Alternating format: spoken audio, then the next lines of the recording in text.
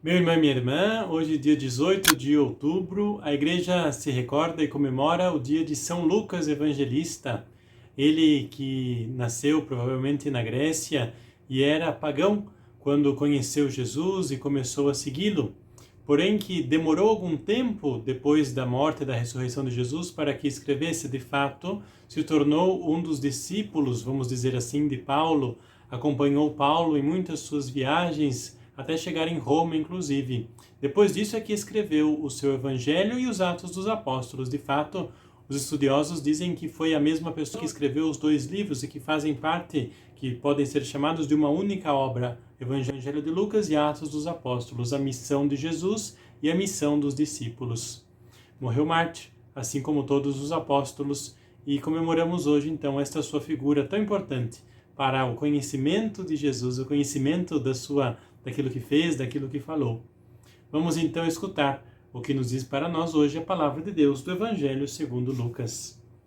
Naquele tempo, o Senhor escolheu outros 72 discípulos e os enviou 2 a 2 na sua frente a toda cidade e lugar onde ele próprio devia ir.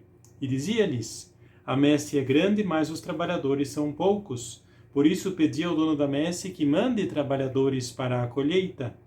Eis que eu vos envio como cordeiros para o meio de lobos. Não leveis bolsa, nem sacola, nem sandálias, nem cumprimenteis ninguém pelo caminho. Em qualquer casa em que entrardes, dizei primeiro: a paz esteja nessa casa.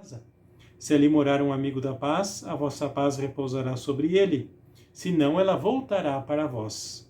Permanecei naquela mesma casa, comei e bebei do que tiverem, porque o trabalhador merece o seu salário.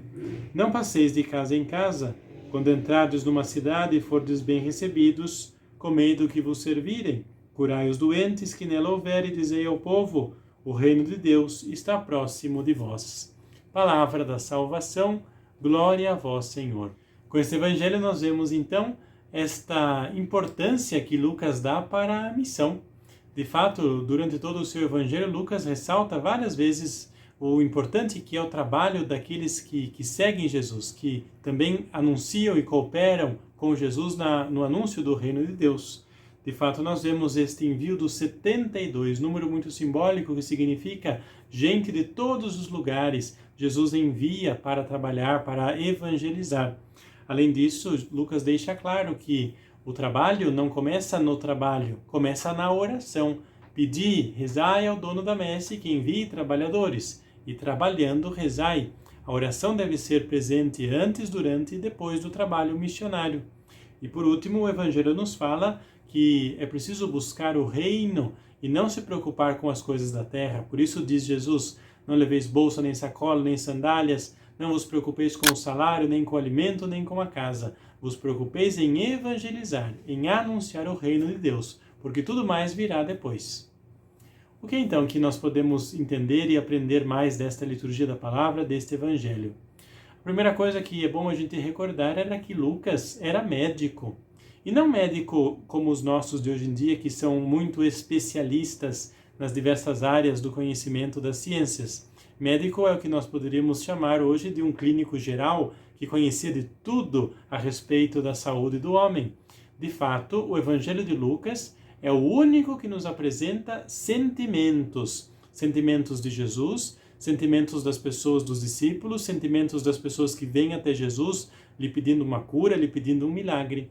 De fato, é somente em Lucas que nós vemos, por exemplo, a alegria que Maria sentiu ao receber a anunciação. Em Lucas que nós vemos a misericórdia que o pai tem para com o filho pródigo. Em Lucas que nós vemos a compaixão que o bom samaritano teve por aquele homem que estava caído à beira da estrada. O sofrimento daquela pobre viúva que chorava enterrando o seu filho na cidade de Naim. Em Lucas que nós vemos como as pessoas se sentem plenas, com a alma preenchida, quando são perdoadas pelo Senhor Jesus. Se Lucas, então, nos apresenta estes sentimentos próprios humanos, durante o anúncio do Evangelho, isso quer nos dizer que o anúncio do Evangelho vai acompanhado de sentimentos, vai ligado à vida do dia a dia. A gente nunca pode pensar que o anúncio do Evangelho é uma coisa e a vida é outra, que primeiro eu anuncio, depois eu vivo. Não, é na vida, é no meu dia a dia, é enquanto eu choro, ou me alegro, ou sofro, ou estou desesperado, que eu vou anunciando o Evangelho. Nos acontecimentos da vida, eu descubro Jesus e anuncio Jesus aos meus irmãos. Por isso, o cristão, nos lembra sempre o Papa Francisco, não deve ter a cara feia, a cara amarrada. O cristão é aquele que tem a cara feliz, que tem a cara alegre, porque se alegra em anunciar o Evangelho, mas também chora com aquele que chora, se compadece daquele que está sofrendo, é empático com os seus irmãos. Também este Evangelho nos ensina a confiar totalmente em Deus.